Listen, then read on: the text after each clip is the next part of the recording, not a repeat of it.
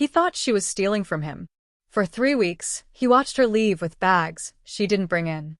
So he followed her one rainy night, ready to call the police. What he found in that basement changed his life forever.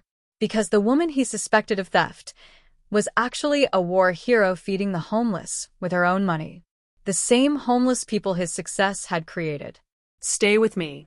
Because what happens next will break your heart, and then put it back together in a way you'll never forget.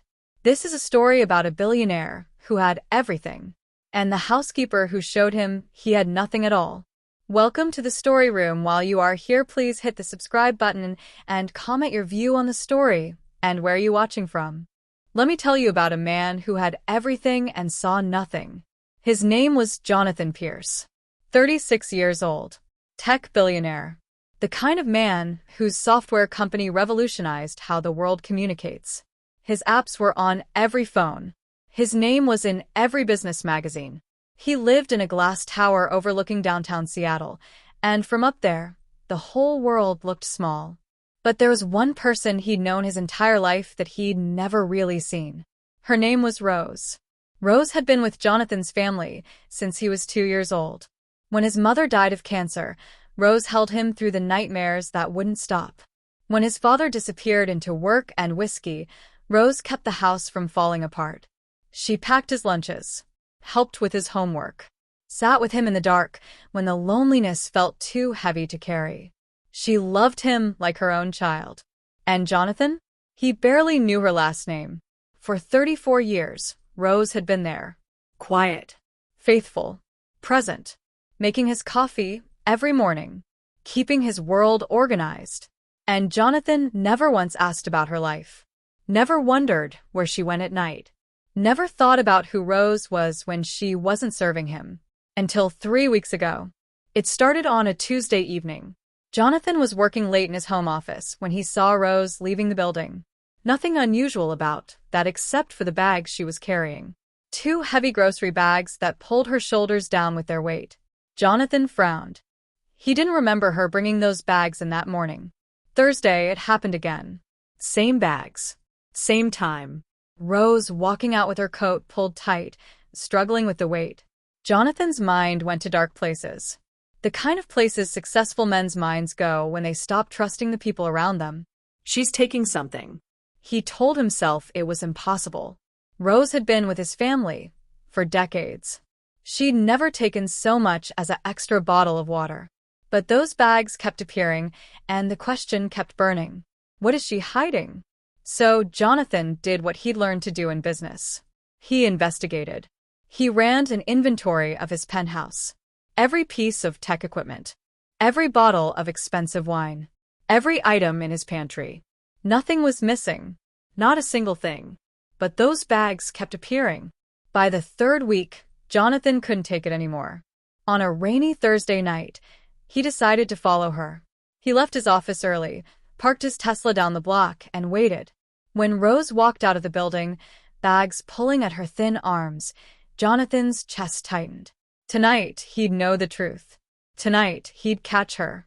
Rose took the bus heading south, deep into neighborhoods that Jonathan's company had changed forever. Areas where old apartments had been torn down to make room for expensive lofts that original residents could never afford. Neighborhoods that used to be homes for working families but were now playgrounds for tech workers with 6-figure salaries. She got off at Rainier Avenue, turned down an alley behind an old community center. The paint was peeling. The windows were dark. It looked abandoned. Rose knocked on a side door. It opened. Warm light spilled out into the rain. Jonathan waited a moment, then followed. What he saw stopped him in his tracks. The basement was full of people. Homeless men warming their hands on cups of hot soup. Tired mothers trying to keep their kids quiet. Elderly folks sitting at folding tables with worn-out faces and grateful eyes. And there, in the middle of it all, was Rose. Her hair was down. She wore an old sweater he'd never seen before. She stood at a portable stove, serving food, calling people by name, smiling in a way Jonathan had never witnessed. A young veteran stepped up to the serving line. His jacket said Army across the back. "Miss Rose, you got any of that cornbread tonight? Made it fresh just for you, Devin." She handed him 2 pieces wrapped carefully in foil. A little girl with tangled hair tugged at Rose's sleeve. "Where does all the food come from?" Rose knelt down to the child's level, her voice soft and warm. "I make it with love, sweetheart. So you grow up strong and healthy." Jonathan couldn't breathe. Those bags weren't stolen. They were given. Rose was using her own money, her small paycheck, to buy groceries and feed people who had nothing. People his company's success had pushed out of their neighborhoods. People who couldn't afford to live in the Seattle his tech boom had created. She could have asked him for help. He had more money than he could spend in 10 lifetimes. But she didn't ask. And standing there in that doorway, watching her serve soup to strangers, Jonathan understood why. After 34 years, Rose had decided something about him. She didn't trust him with her mercy. She didn't believe he would understand. She didn't think he would care. And the worst part? She was right. Jonathan stumbled back up the stairs into the rain. His hands were shaking. His throat was tight. He sat in his car for 2 hours, watching the door, waiting for Rose to emerge. When she finally came out, her bags were empty. Her steps were slow. She looked exhausted. Jonathan rolled down his window. "Rose." She turned. No surprise on her face. Just quiet sadness, like she'd known this moment would come eventually. "Get in," he said. She did. They drove through the dark streets in silence. The rain drummed on the roof. The city lights blurred past. And neither of them said a word until Jonathan finally spoke, his voice cracking. "How long?" Rose stared out the window. 17 years. Since my daughter died." Jonathan's hands tightened on the steering wheel. He'd sent flowers to that funeral. He remembered that much. But he'd never asked how her daughter died. Never asked Rose how she was coping.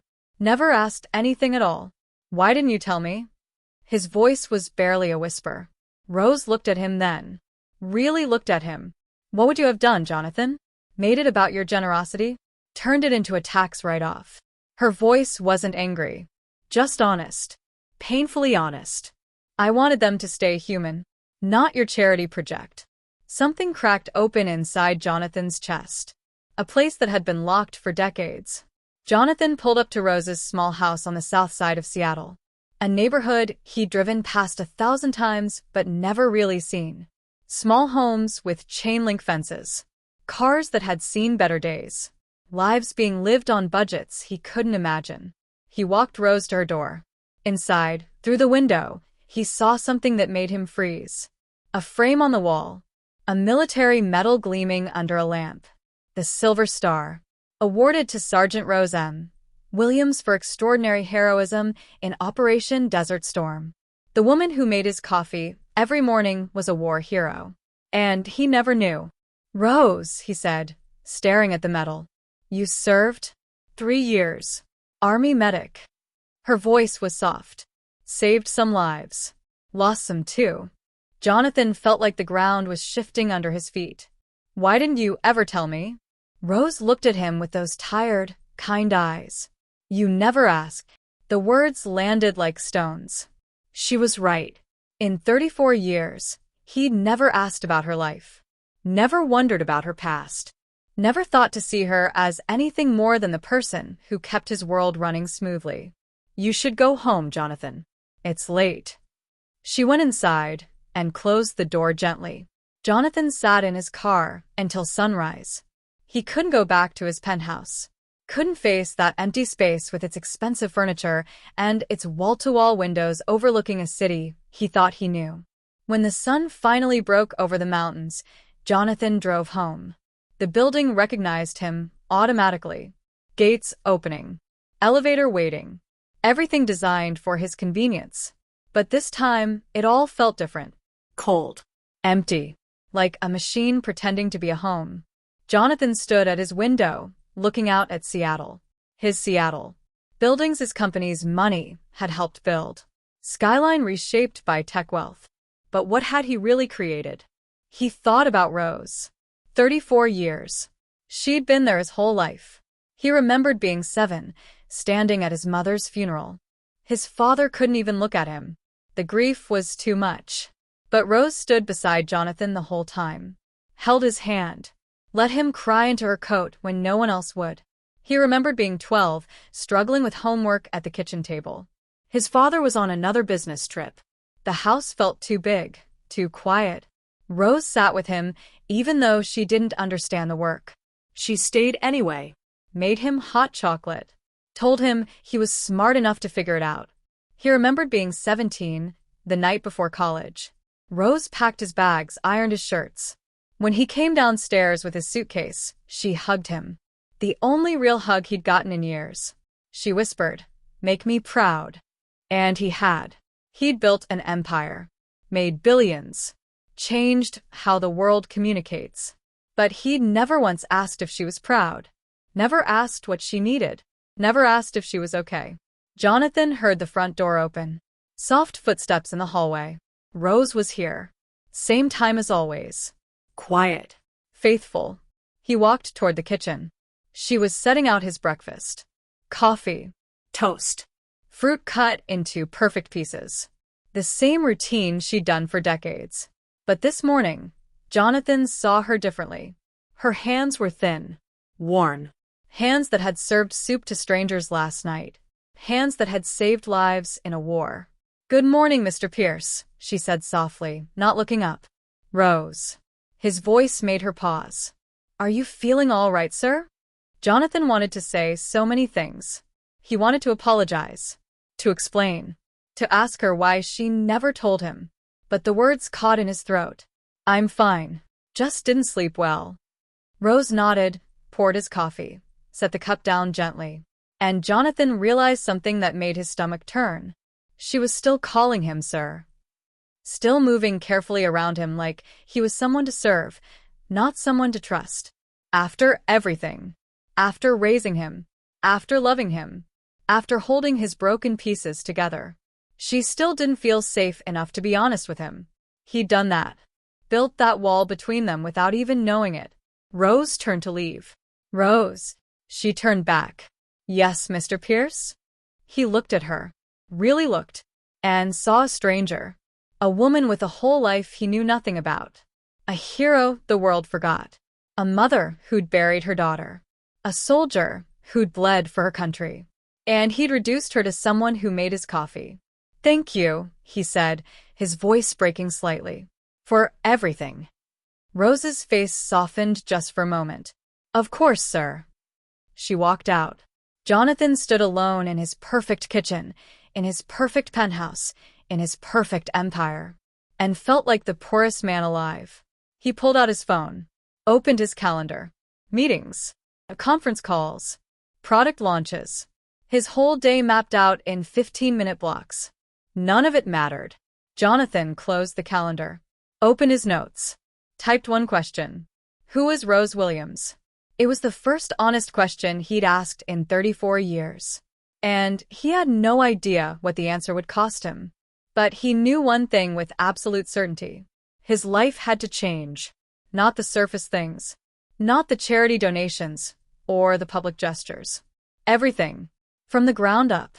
Because the woman who raised him was feeding strangers in a basement while he lived in a tower made of glass and money and emptiness. And if he didn't change now, he never would. Jonathan couldn't focus on work. He sat in his corner office on the 45th floor, staring at a contract worth $60 million. The words blurred together. All he could think about was Rose. His assistant knocked. "Mr. Pierce, the investors from Tokyo are on the line. Tell them I'll call back." She blinked. "But you scheduled this call 3 weeks ago. It's about the expansion and I said I'll call back." She left quietly, confused. Jonathan closed his laptop, grabbed his coat, told his assistant he was leaving for the day. "It's only 11:30, sir." "I know what time it is." He drove south. Back to Rainier Avenue. Back to that neighborhood his company's success had transformed. In daylight, it looked different. Older folks sat on porches. Kids played in empty lots between buildings. A woman pushed a stroller down a cracked sidewalk. People lived here. Real people. Not data points. Not obstacles to progress. Jonathan parked near the community center. The building looked even more forgotten in daylight. Faded paint, boarded windows, a hand-painted sign out front, Community Hope Center. All welcome. He walked around back. Down those concrete steps. The basement door was unlocked. Inside, it was empty. Just folding tables stacked against the wall. A small kitchen in the corner. The smell of soup still lingering in the air. Jonathan stood there, trying to imagine Rose in this space. Serving food. Smiling at strangers. Calling them by name. Can I help you? Jonathan turned. A young man stood in the doorway. Same army jacket from last night. I was just looking around. The young man studied him. Recognition flickered in his eyes. You were here last night. Standing in the doorway. Jonathan nodded. You're the tech guy, right? The one who owns half the expensive buildings around here. I am. The young man crossed his arms. So, what are you doing here? Jonathan didn't know how to answer that. I'm trying to understand something. Understand what? Rose. The woman who runs this place. The young man's expression softened slightly. Miss Rose doesn't run it. She just shows up. Been coming every week for years. Feeds us. Talks to us. Treats us like we matter. How long have you known her? 3 years. Since I came back from Afghanistan. His jaw tightened. I was living on the streets. Couldn't hold down a job. Kept having episodes. Flashbacks. Nobody wanted to deal with it. He walked over to the kitchen. Touched the counter like it was sacred.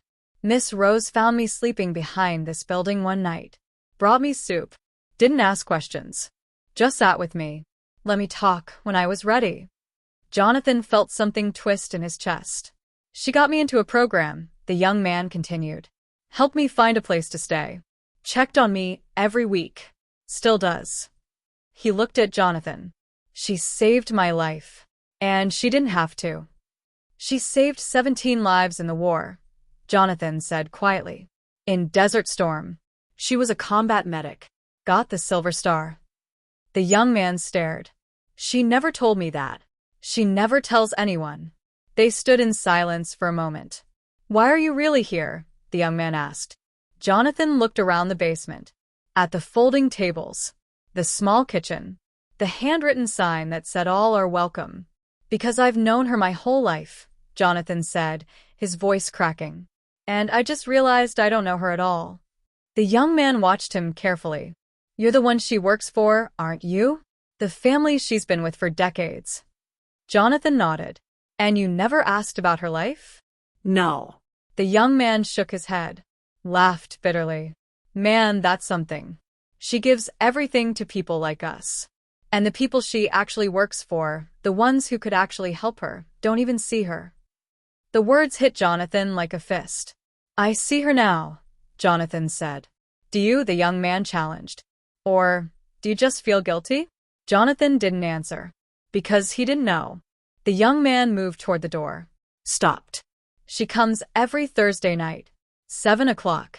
If you really want to understand, don't just visit once. Show up. Stay. Listen. He left. Jonathan stood alone in that basement. The smell of soup. The stacked tables. The quiet. And for the first time in his life, Jonathan Pierce felt small. Not because of what he lacked, but because of what he'd never given. He pulled out his phone. Opened his calendar. Thursday night was blocked with a tech conference. Keynote speech about innovation and disruption. Jonathan deleted it. Typed in, Community Hope Center. 7 p.m. He didn't know what would happen. But he knew he couldn't walk away. Not this time. 3 days later, Thursday came. Jonathan left his office at 6:30. His business partner called twice. He didn't answer. He drove south as the sun dropped below the skyline. The city lights flickered on one by one. He parked near the community center and sat for a moment. Watched people arrive. Men in worn jackets. Women holding children's hands. Everyone walking toward that basement door like it was the only warm place left in the world. Jonathan got out of his car. Walked down those concrete steps. Pushed open the door. Rose was already there. Setting up tables. Arranging bowls. Her hair pulled back. Wearing the same jeans and sweater from last week. She looked up when he entered. For a moment, Neither of them spoke. "Mr. Pierce," she said finally. Her voice was careful, guarded. "I wanted to help," Jonathan said. Rose's eyes searched his face. "Help, if that's okay." She looked at him for a long moment, then nodded slowly. Soup needs stirring. Pots on the stove. Jonathan moved to the small kitchen, picked up the wooden spoon. Stirred. People started filing in. The young veteran, Devon, nodded at him but didn't say anything. An older man with a cane sat down slowly. A mother with 2 kids found seats in the corner. Rose moved between them like she'd done this 1,000 times. Pouring soup, handing out bread, touching shoulders gently, asking quiet questions. "How's your back, Mr. Patterson?" "Still hurting, Miss Rose. I'll bring you some cream next week." Jonathan watched her. She knew everyone, remembered everything. "You going to just stand there?" Devon called from across the room. Jonathan looked at Rose. She handed him a stack of bowls. "People are waiting." He took them, started serving. It felt strange at first. Awkward. He didn't know what to say. Didn't know how to look people in the eye without feeling the weight of everything his success had taken from them. But he tried. An older woman came through the line. Jonathan ladled soup into her bowl. "Thank you, honey," she said softly. "You're welcome." She smiled. Moved on. Jonathan kept serving. One bowl, then another, then another. Halfway through, he noticed Rose swaying slightly by the stove. She caught herself on the counter. "Rose." Jonathan set down the ladle, moved toward her. "I'm fine." She straightened up, wiped her forehead. But she wasn't fine. Her hands were trembling. "When's the last time you ate?" Jonathan asked quietly. "I ate." "When?" She didn't answer. Jonathan looked at the soup pot, then at Rose. She'd made all of this, bought the groceries, cooked for hours, and hadn't saved anything for herself. "Sit down," he said. "There are still people." "Sit down, Rose." Something in his voice made her listen. She sank into a chair by the wall. Jonathan filled a bowl, brought it to her, set it down. "Eat." Rose looked up at him, and for the first time, he saw something in her eyes he'd never seen before. Vulnerability. She picked up the spoon, ate slowly. Jonathan went back to serving. An hour later, the basement started to clear. People thanked Rose on their way out, hugged her, told her they'd see her next week. Jonathan helped clean up, stacked chairs, washed bowls, wiped down tables. Rose moved slower than usual. Her shoulders sagged. When everything was done, she pulled on her coat, picked up her empty bags. "I'll drive you home," Jonathan said. "You don't have to." "I know I don't have to. I want to." Rose looked at him, then nodded. They walked to his car in silence. She got in. They drove through the dark streets. "Why did you come tonight?" Rose asked quietly. Jonathan kept his eyes on the road. "Because Devon told me if I wanted to understand, I needed to show up." "And, do you understand?" Jonathan thought about that. About the people he'd served tonight. The gratitude in their eyes. The way Rose knew every single name. "I'm starting to," he said. They pulled up to her house. Jonathan turned off the engine. "You should have told me you weren't feeling well," he said. "I'm fine." "You almost collapsed." Rose looked out the window. "I've been tired before. I'll be fine." "When's the last time you saw a doctor?" She didn't answer. "Rose." 3 years, she said finally. "Maybe 4. Jonathan's chest tightened. "Why?" "Because doctors cost money, Mr. Pierce. And I had other people to feed." The words cut through him. "The insurance I give you covers almost nothing," Rose said, her voice soft but honest. "Basic checkups. Emergency room if I'm dying. But tests? Specialists? Medicine I actually need." She shook her head. "I chose a long time ago where my money would go. And it wasn't going to be for me." Jonathan sat there, speechless. "You should go home," Rose said gently. "It's late." She got out, walked to her door. Jonathan sat in the car, hands gripping the wheel, watching the light in her window flicker on. And something inside him broke open. Not guilt this time. Resolve. He pulled out his phone. Called his head of HR. I need Rose Williams's insurance upgraded. Full coverage. Effective immediately. Sir, it's almost 10 at night. I don't care what time it is. Get it done. He hung up, stared at Rose's house. She'd given everything, and he'd given her nothing. That was going to change. Over the next few weeks, something shifted.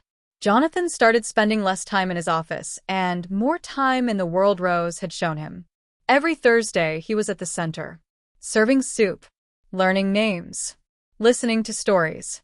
He hired Devin as director of veteran services, created programs that helped former soldiers find jobs, housing, mental health support.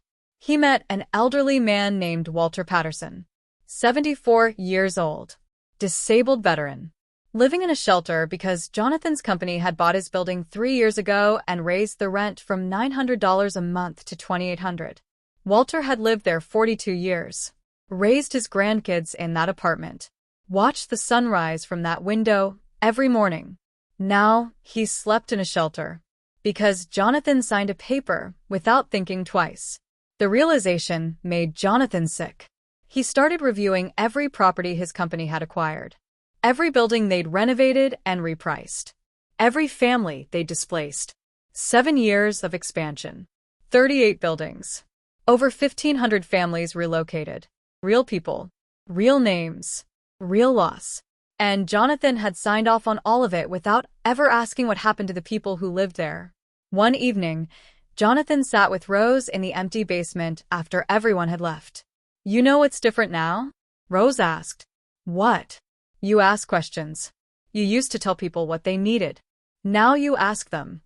Jonathan nodded. I'm learning. You're doing more than learning. You're changing. She looked at him. I'm proud of you. The words hit Jonathan like a wave. He'd built an empire, made billions, changed the world.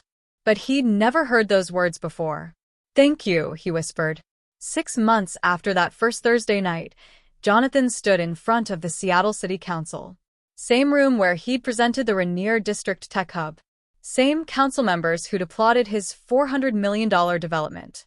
But everything else was different. I'm here to present a revised proposal, Jonathan said. Rainier Commons. A community center development built with residents, not on top of them. He clicked to the first slide. But instead of profit projections, there were faces. Names. Stories. This is Walter Patterson, 74 years old. Displaced by my company 3 years ago when we raised his rent beyond what he could afford. He's now our community advisory director. He's helping us redesign this project from the ground up. Walter sat in the front row. Nodded once. This is Keisha Santos. Single mother. 3 kids. We displaced her family 2 years ago. She's now our family services coordinator, making sure no family loses their home without real support and options. Keisha sat next to Walter. Her eyes were wet, but her chin was high. Jonathan continued. The new Rainier Commons will be 40% affordable housing, 30% workforce housing, 30% market rate. Every displaced family has been offered first right to return, not as tenants, but as partial owners. The council members leaned forward. We're hiring locally, training programs for construction jobs, small business loans, a community center with free programs run by the people who live there. He paused. This project will take longer, cost more upfront, and yes, our profit margins will be smaller, but we'll be building something that lasts, something that serves. One council member raised her hand. Mr. Pierce, this is a significant departure from your previous model. Yes, ma'am. What changed? Jonathan looked at Rose, sitting quietly in the back row. I did. The vote was unanimous. Approved. When Jonathan walked out, Walter was waiting. You did good in there, the old man said. We did good, Jonathan corrected. Walter smiled. First time Jonathan had ever seen it. Yeah. We did. 18 months later, Rainier Commons opened. Not with a ribbon-cutting ceremony, with a block party. Tables stretched down the street. Music played from speakers someone's nephew had set up. Kids ran between the buildings. New buildings with big windows and front porches where people could sit and watch the sunrise. Jonathan stood at the edge of it all, watching. Devin walked over, hand in hand with the woman Jonathan had met a few months back. "Mr. Pierce, this is my fiancée, Angela." Jonathan shook her hand. "Congratulations."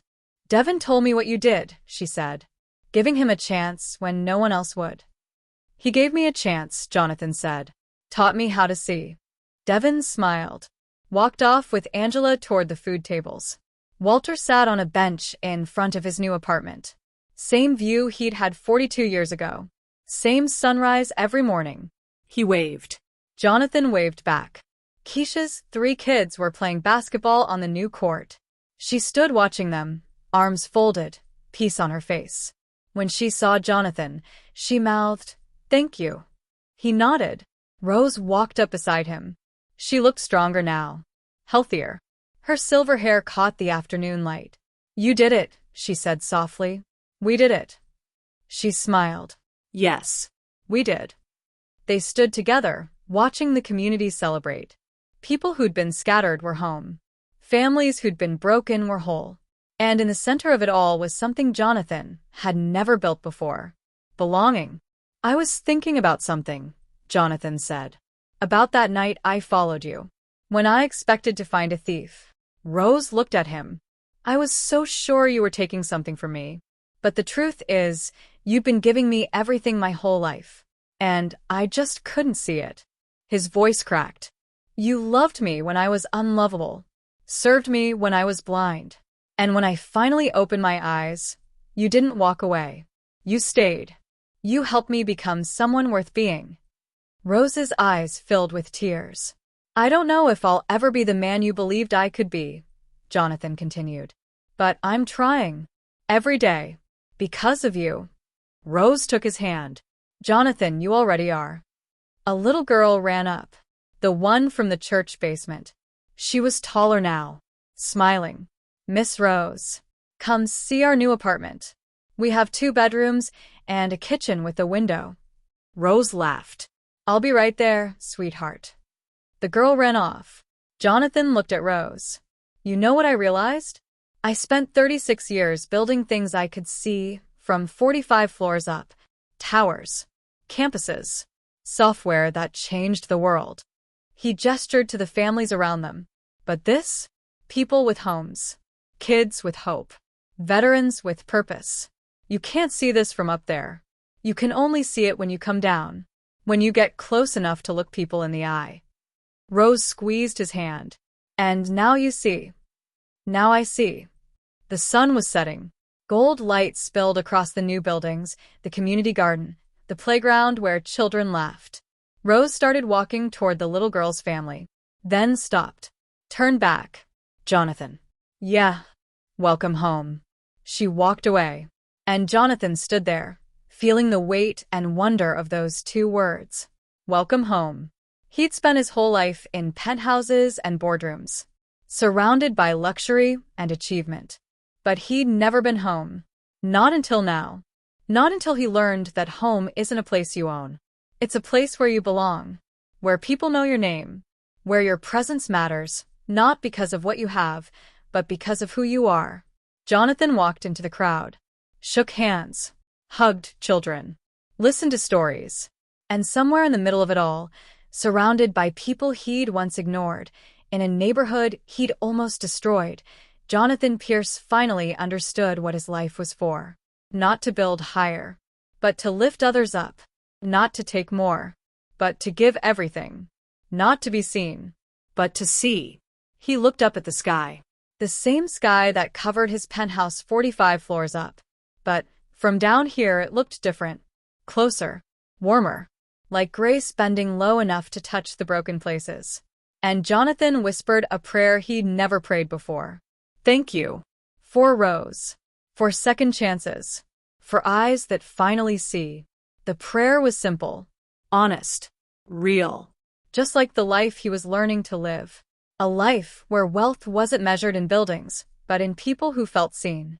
Where success wasn't counted in profits, but in families who had homes. where legacy wasn't carved in steel, but written in the hearts of those who'd been loved when the world forgot them. Jonathan Pierce had spent 36 years building an empire.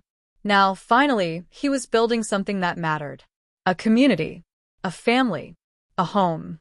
And as the stars came out over Rainier Commons, and music filled the air, and children danced in streets that used to be forgotten, Jonathan knew this was what he'd been searching for his entire life. Not power, Love. not monuments, People. not his name on a building, but his heart in a place that would remember him long after the towers fell. This was grace. This was home. This was enough. Thanks for your watching. Don't forget to share, like, and subscribe to the Story Room for meaningful stories that inspire and teach life lessons.